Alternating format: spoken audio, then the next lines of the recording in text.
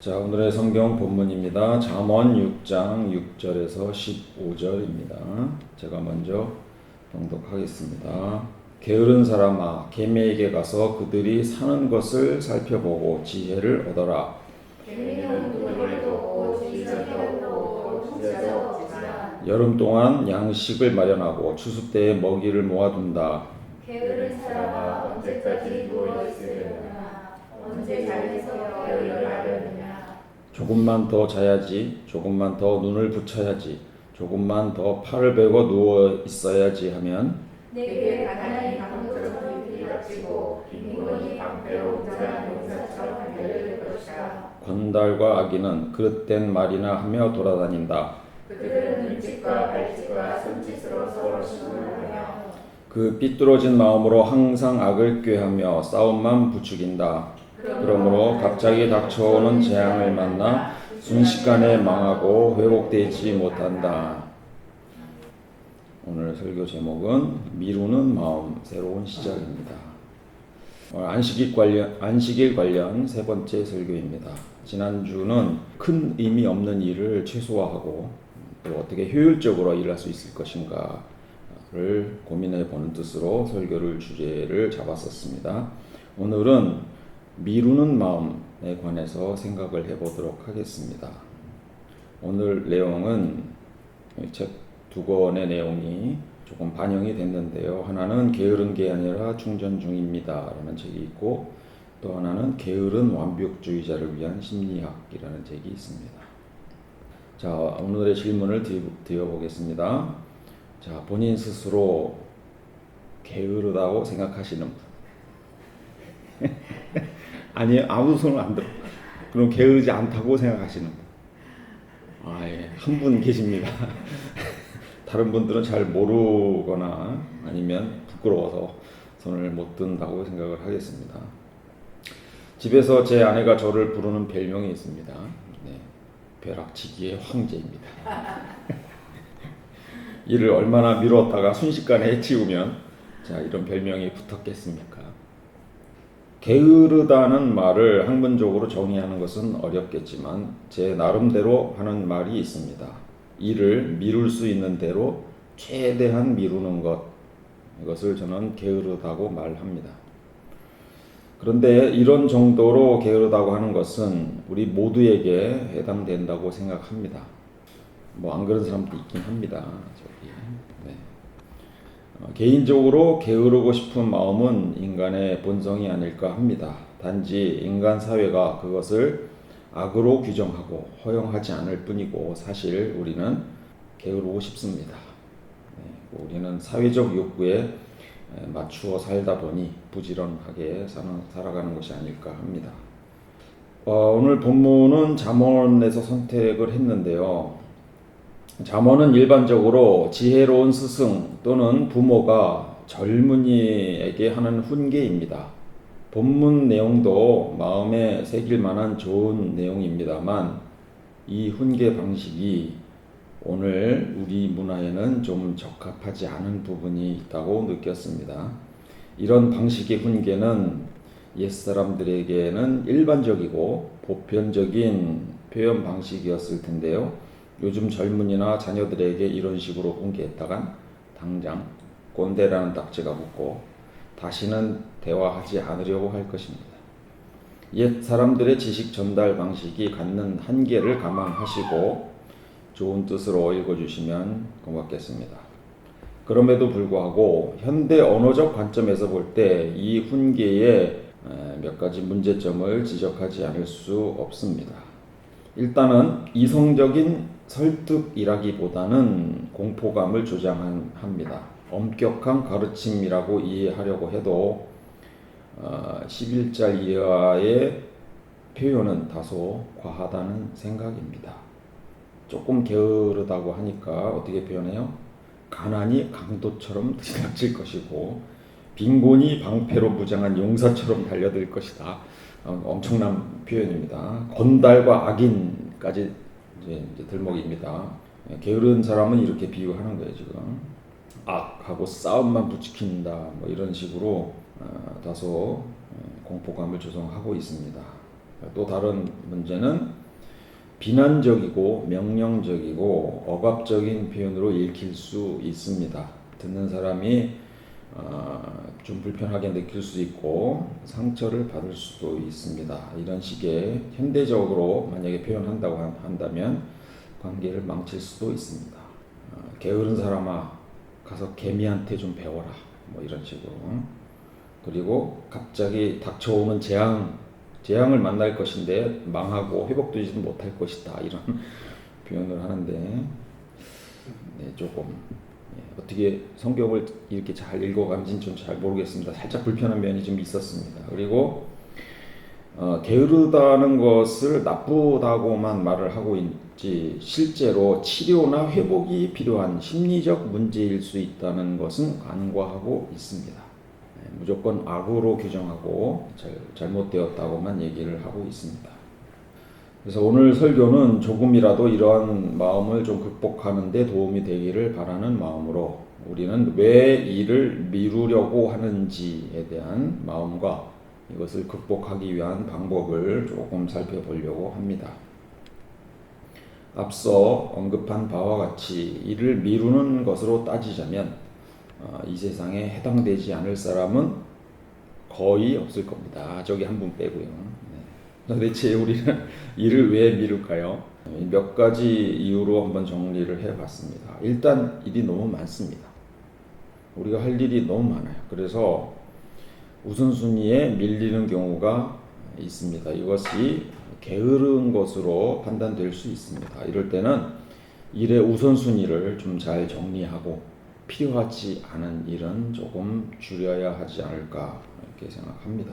두 번째로는 우리가 지쳤습니다. 심리적으로 또 신체적으로 지쳐 있을 때는 어떤 새로운 일을 시작할 에너지가 잘 생기지 않습니다. 그래서 미뤄지는 경우가 있죠. 자, 이때 신체적인 에너지는 잘 쉬면 회복할 수 있을 겁니다. 심리적으로 지쳐 있을 때는 심리적 치료로 충전을 할 필요가 있습니다. 그 다음에 세 번째로는 목표의 불확실성입니다. 이 일을 왜 해야 되는지 잘 모를 수 있습니다. 동기부여가 안 되는 경우입니다. 자, 이럴 때는 곰곰이 생각해보고 그 일이 왜 필요한지에 대한 의미 부여를 할 필요가 있습니다. 그 다음은 일이 지루하거나 재미가 없습니다. 자, 이제부터는 조금 심리적인 문제인데요.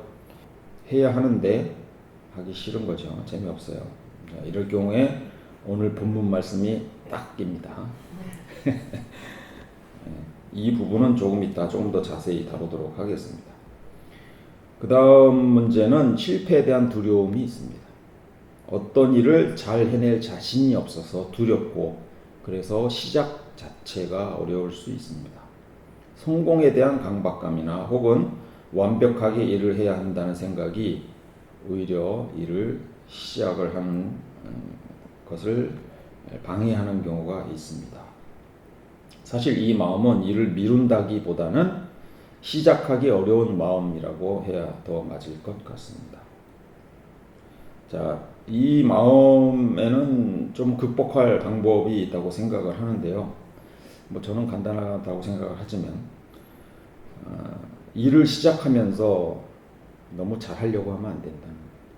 그냥 실패할 수 있다고 좀 마음을 편하게 먹으면 더 시작하기가 쉽지 않을까 그렇게 생각합니다. 누구나 처음 하는 일은 다 서투르고 어색합니다. 잘하지 못하는 것은 당연한 것입니다.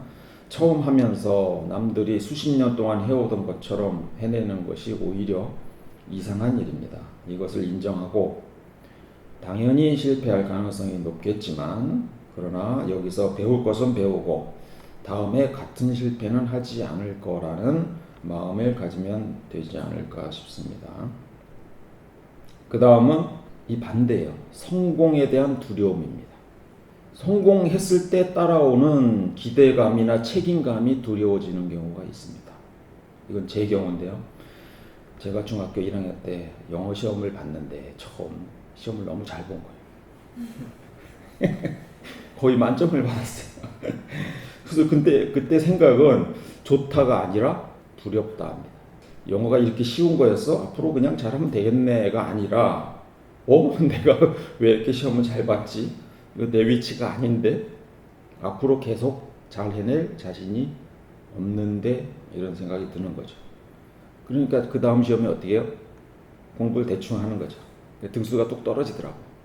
근데 마음이 너무 편해요.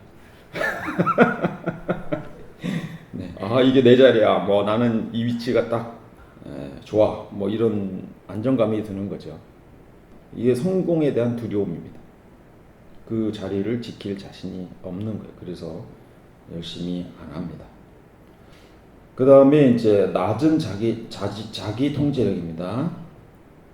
지금 당장 재미있는 일, 즐거운 일을 하고 싶은 욕구가 강해서 시간이 걸리거나 힘들거나 노력해야 되는 일에 대한 시작을 미루게 됩니다. 자, 이 부분 제가 쳐놨죠. 이따 같이 얘기를 해보겠습니다. 또 기타의 심리적인 요인이 있습니다. 우울증인 경우 게으르게 보일 수 있습니다. 또 성인 ADHD인 경우도 집중력에 문제가 있기 때문에 일을 미루기 쉽습니다. 이런 경우는 다그치기보다는 심리적, 정신적인 치료가 필요합니다. 이런 분들은 전문가의 도움을 받으셔야 합니다. 오늘 설교에서는 다루지 않습니다. 사실 일을 미룬다는 것은 시간적으로 쫓기게 만드는 것인데요. 결핍은 우리를 어떻게 변화시키는가라는 책이 있습니다. 이 책에 시간적으로 쫓기는 부분에서 긍정적인 효과와 부정적인 효과를 한번 정리를 해봤습니다. 자, 시간 결핍이라고 얘기를 합니다. 이 책에서는 긍정적인 효과는 이런 것들이 있습니다. 일을 더 집중해서 효율적으로 해낼 수 있다라는 것입니다. 그 JTBC의 이런 프로그램 있죠. 냉장고를 부탁해. 요리 프로그램인데요. 매회 2명의 게스트 집에서 냉장고를 통째로 갖다가 스튜디오에 갖다 놓습니다. 냉장고에 있는 재료들을 이용해서 셰프 8명이 제한 시간 15분 내에 요리를 만들어서 대결하는 프로그램입니다. 15분 내에 뭔 요리를 만들까 싶지만 희한하게도 잘 만들더라고요. 엄청난 집중력과 긴장감 속에서 아주 효율적으로 요리를 만들어냅니다. 이런 긴장감 덕분에 인기 있는 프로그램이 되지 않았나 싶습니다. 또 조직 생활을 하다 보면 회의가 많습니다. 회의가 시작될 때는 얘기가 어디로 흘러가나 싶은데요. 이제 마감 시간이 다가오게 되면 갑자기 집중력들이 발휘가 됩니다. 그래서 의견을 만들어내고 수렴하는 것을 흔히 경험할 수 있습니다. 저도 매주 설교를 준비하는데요. 네. 시간이 많다고 설교를 오래 준비하는 거 아닙니다. 하루 이틀 앞으로 다가왔을 때 막 몰입해가지고 벼락치기의 황제답게 하고 있습니다. 이런 것도 있어요. 이게 쿠폰이 있는데 쿠폰을 사람들한테 나눠주는데 아무 때나 와서 쓸 수 있습니다라는 그런 쿠폰보다도 마감 시간이 있는 쿠폰이 훨씬 더 많이 사용된다는 겁니다. 시간적인 결핍이 관심을 유도하고 심지어 잊혀지는 것을 방지해 주기도 합니다. 그리고 이제 그 당장 시급하지 않은 일에 대비하기보다는 필요한 시기에 일을 처리하는 것이 더 효율적일 수 있습니다. 그러니까 어떤 일이 있을 때 그 미리 이런 일을 준비해 놓고 나중에 써야지라고 하게 되면 정작 그 시간이 왔을 때 필요한 준비 사항이 달라질 수 있어요. 만약에 예측해서 정리를 해두게 되면 다시 정리해야 될 수도 있다. 그래서 사실 필요한 시기에 딱 정리하는 것이 효율은 가장 좋은데 이런 부분이 긍정적인 효과입니다. 이것만 보시면 안 되죠. 부정적인 효과 당연히 있습니다. 해야 할 일이 밀려있고 시간이 촉박해지면 머리가 잘 돌아가지 않습니다. 마치 컴퓨터의 프로그램을 막 이것저것 실행해가지고 컴퓨터가 느려지는 것하고 같은 현상입니다. 이것을 지능지수가 저하되는 것, 이런 그 외부적 환경 때문에 지능지수가 저하되는 것을 유동성 지능 저하라고 부르고 있더군요. 시간이 결핍되면 쫓기면 좋은 생각을 못할 수 있습니다. 두 번째로는 절제 능력 감소입니다. 심리적으로 충동이 어려워지고 절제력이 약화된다고 합니다. 그래서 할 일이 산더미 같은데 이 사람이 그 일은 안 하고 쇼핑을 하거나 이렇게 된다는 거예요. 그 다음에 미래 계획 및 예측 능력 저하입니다. 이것은 현재 시간적 결핍은 현재 문제에만 집중하게 만들어서 미래에 대한 계획이나 예측을 잘 하지 못하는 그런 상황입니다. 그래서 단기적인 사고를 유발합니다. 이거 건물 지을 때 저는 요 앞일만 합니다. 이렇게 앞일만. 왜냐하면 여기만 집중해야 돼요.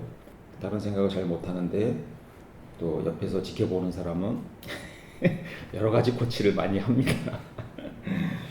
이런 사례가 되겠습니다. 그 다음에 실수가 많이 생깁니다.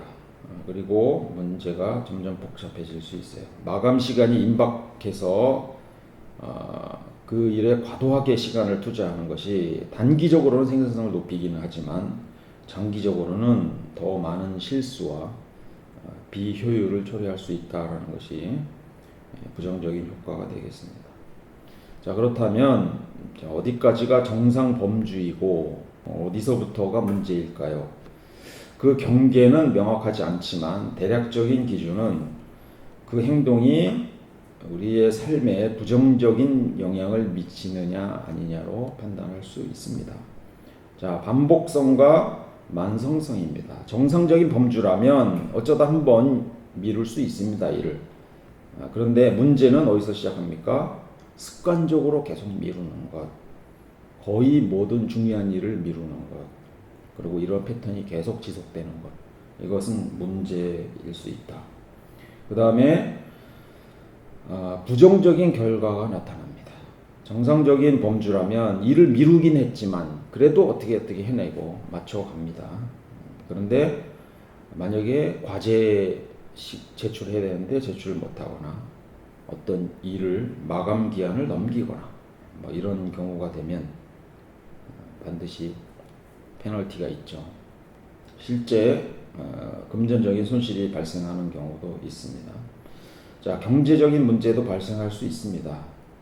이게 고지서가 이렇게 잔뜩 있는데 그거 처리를 못하는 사람들이 있어요.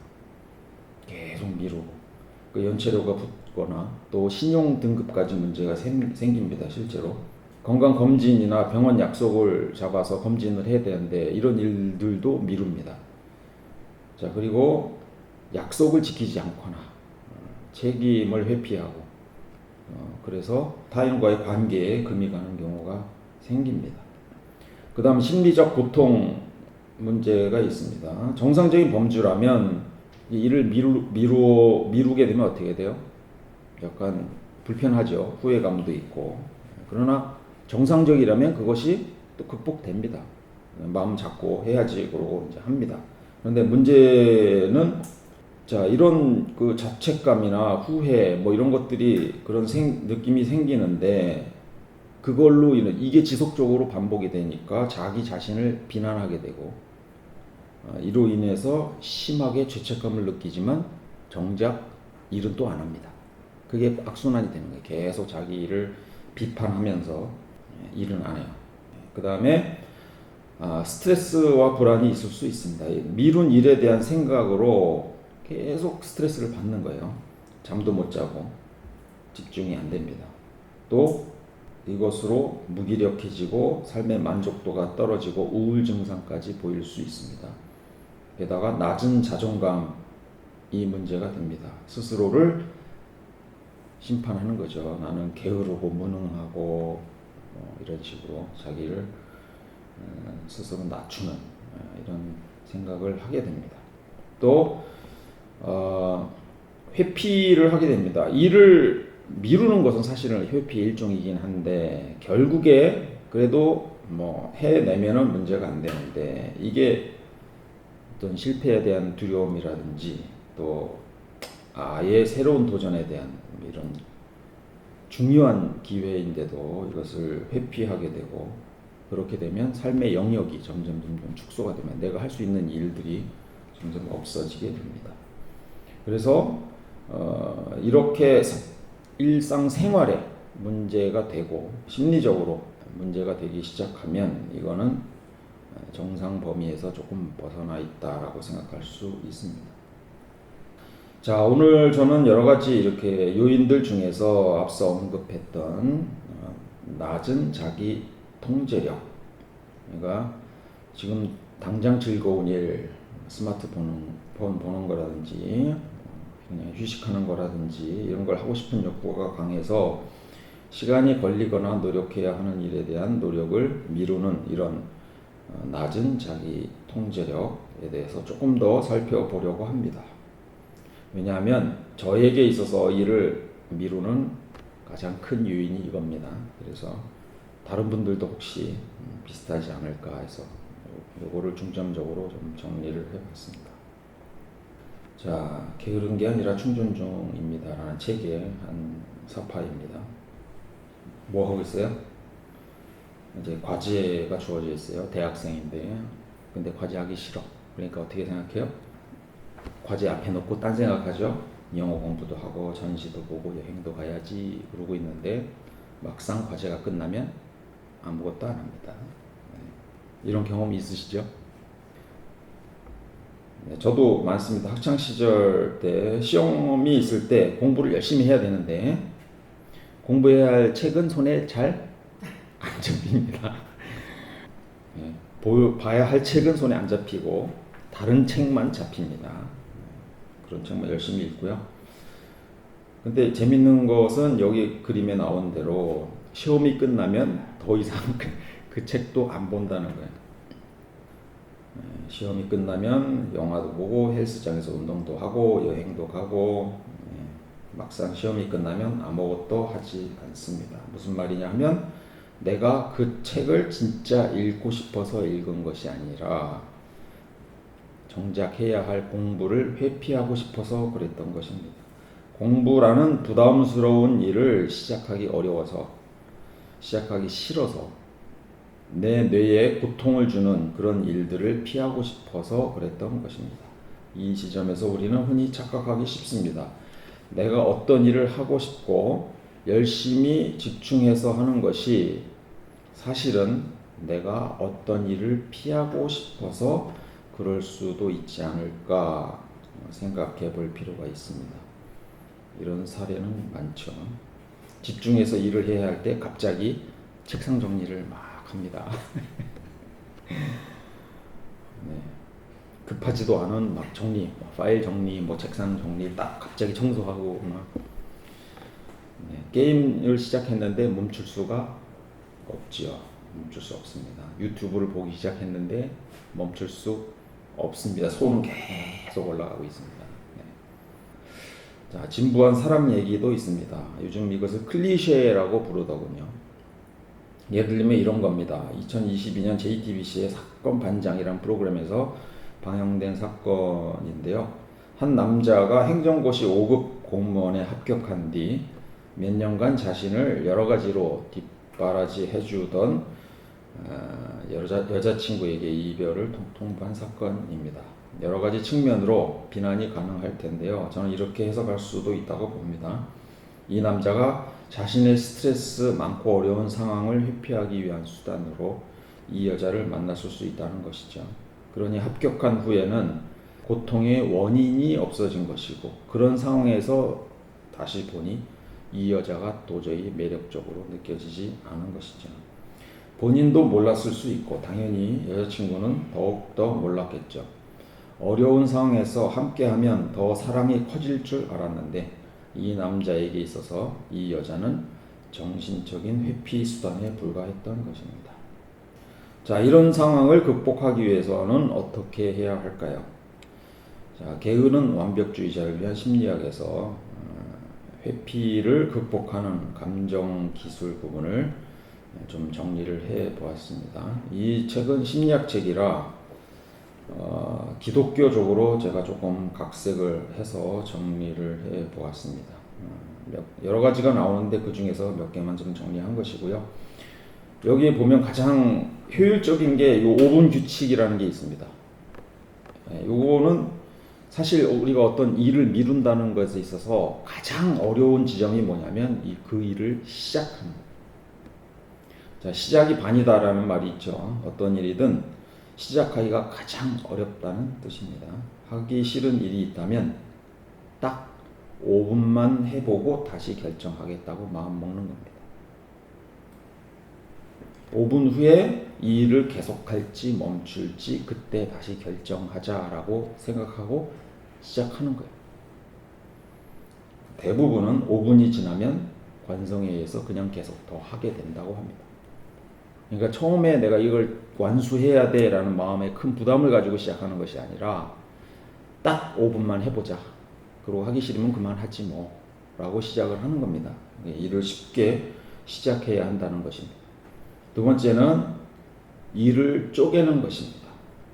큰 일을 한 번에 생각하는 것은 대단히 막연하고 부담스러울 수 있죠. 자, 이럴 때는 일을 아주 쪼개서 하는 것이 좋습니다. 예를 들어서 설거지가 너무 귀찮다 이러면 어떻게 해요? 수저 하나만 닦아보자. 네. 그러면 2개 닦고 다 닦게 됩니다. 자, 예를 들어서 또 다른 예로 보고서를 작성해야 돼요. 오늘까지 보고서를 작성해야 되는데 어떻게 해야 될지 잘 몰라요. 막막해. 그럼 어떻게 해야 돼요? 그걸 쪼개는 거예요.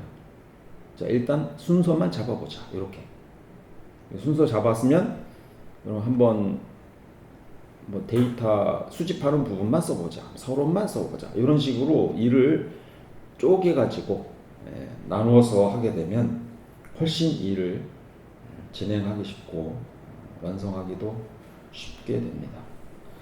그 다음에 이제 회피 감정을 알아차리기가 있습니다.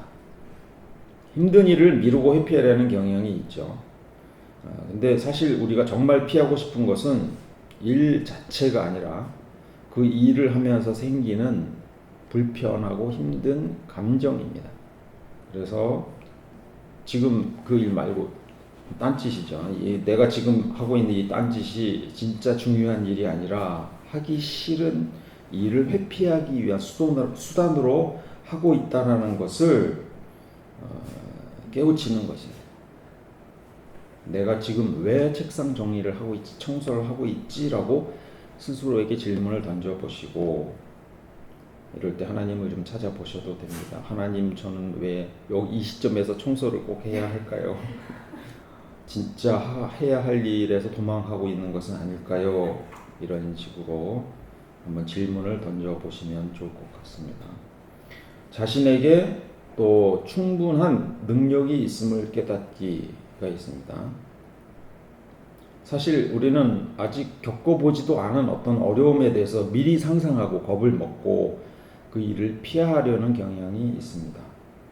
근데 많은 경우에 사실 우리는 그런 일들을 충분히 감당할 만한 힘이 있습니다.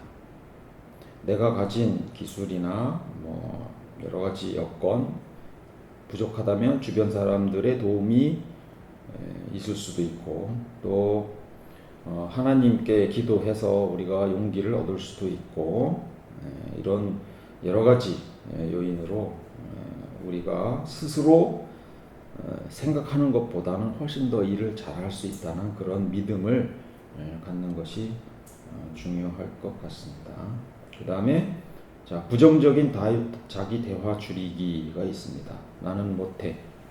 친구도 하나님도 날 도와줄 수 없어와 같은 이런 마음의 소리는 우리를 무기력하게 만들고 이를 피하게 만들 수 있습니다. 그 반대로 나는 능력 주시는 하나님 안에서 나는 모든 것을 할 수 있어 와 같은 이런 확신을 갖고 어려움에 도전하게 되면 더 일을 잘할 수 있다고 합니다. 그 다음에 내 결정에 만족하는 것이 중요합니다. 일을 미루는 것에 또 중요한 이유 중에 하나는 혹시 잘못될까? 잘못되면 어떡하지? 이런 두려움이 있는 거죠. 근데 우리가 모든 일을 다 예측하면서 할 수 없습니다.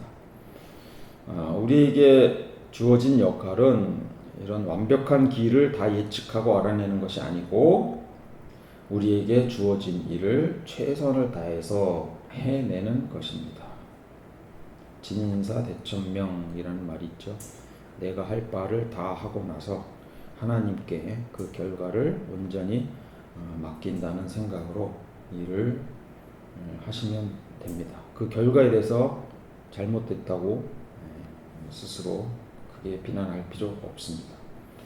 그 다음에 스스로 토닥거리기. 요거는 이제 힘든 일 때문에 마음이 불편하고 피하고 싶은 생각이 있을 때는 마음을 가라앉히는 여러 가지 그 행동을 해도 좋다는 얘기입니다.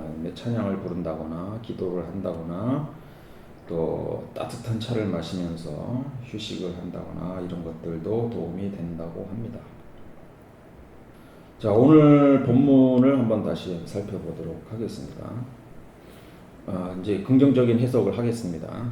정리하면 다음과 같은 내용이 본문에 있습니다. 일단 개미의 지혜를 배우자, 뭐 이런 얘기입니다.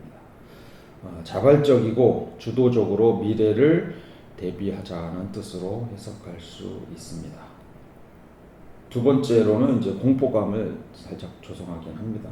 그러다 일을 미루면 너 큰일 나, 뭐 이런 식으로 경각심을 이루게 하기 위한 부분이 9절에서 11절까지 나오고요. 그 다음에 12절부터 14절은 악인의 특징입니다. 악인의 특징 뭐죠? 가짜 뉴스나 잘못된 말을 하고 공동체를 분열시키는 그런 일을 하는 악인의 특징입니다. 이렇게 되면 안 된다라는 얘기고요. 맨 마지막 15절에 결론이 나오는데 재앙이 갑자기 닥쳐올 수도 있는데 그것은 돌이킬 수 없다라는 말입니다. 그러니까 미리미리 게으르지 않게 준비를 잘 해라라는 얘기입니다. 사실 이런 훈계는 농업사회에 적합한 내용입니다. 현대 사회에 맞는 훈계로 살짝 바꾸어 보겠습니다. 제가 잘 바꾸죠. 자, 현대판 교훈으로 한번 다시 써봤습니다. 제가 읽어보겠습니다. 게으른 사람아, 스스로 일정을 관리하고 시간을 활용하는 사람들을 보아라. 그들은 누구의 명령을 받지 않아도 스스로 새로운 기술을 익히고 미래를 위한 자산을 쌓는다. 게으른 사람아, 언제까지 스마트폰을 붙들고 있겠느냐? 언제까지 웹툰과 유튜브 속에서 헤매고 있으려느냐? 딱 한 편만 더 보고 한 판만 더 해야지 하고 시간을 보내면 내게 갑작스러운 위기가 해킹처럼 들이닥치고 경제적 궁핍이 빚더미처럼 찾아갈 것이다. 건달과 악인은 온라인 커뮤니티나 SNS를 떠돌며 그릇된 말로 분란을 부추긴다. 그들은 남을 헐뜯는 댓글과 가짜 뉴스로 서로 신호를 보내며 그 삐뚤어진 마음으로 항상 타인을 깎아내리고 싸움만 조장한다. 그러므로 그들에게 순식간에 사회적 신뢰를 잃고 한순간에 모든 것을 망치게 될 것이다. 다시는 회복하지 못한다. 네, 되게 마음에 드시나요? 네.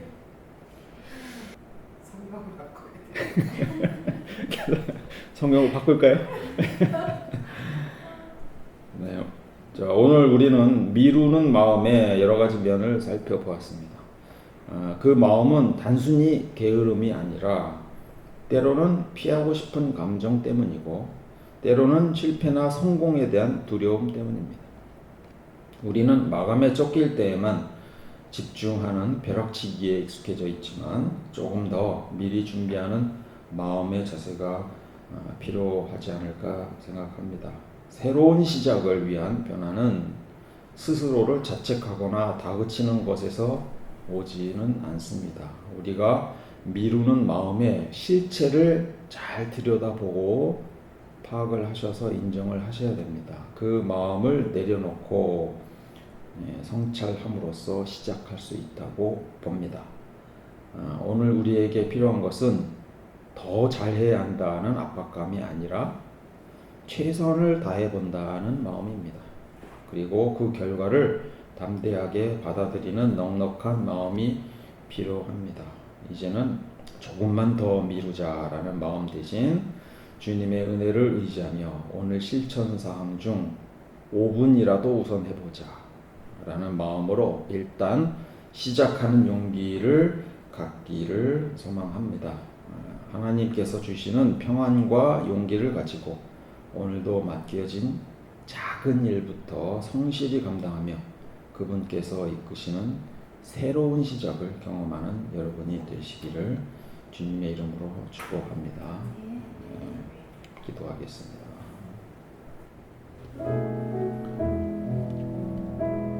사랑과 은혜가 많으신 하나님 아버지, 오늘 저희는 미루는 마음에 대해 나누며 그 안에 숨어있던 저희의 연약함과 두려움을 생각해 보았습니다. 부담스러운 일과 불편한 감정을 피하기 위해 시간을 낭비하고 주님께서 저희에게 맡기신 사명에서 도망쳤던 저희의 모습을 주님 앞에 고백합니다. 주님, 저희에게 시작할 용기를 주시고 두려움 없이 작은 한 걸음이라도 내딛을 수 있는 힘을 더하여 주시옵소서.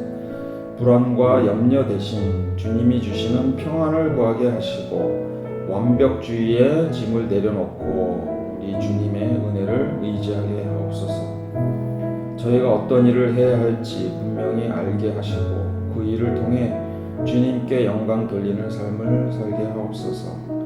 이제 모든 미루는 마음과 삶의 짐을 주님께 맡겨드리오니 저희를 새롭게 하실 줄 믿사오며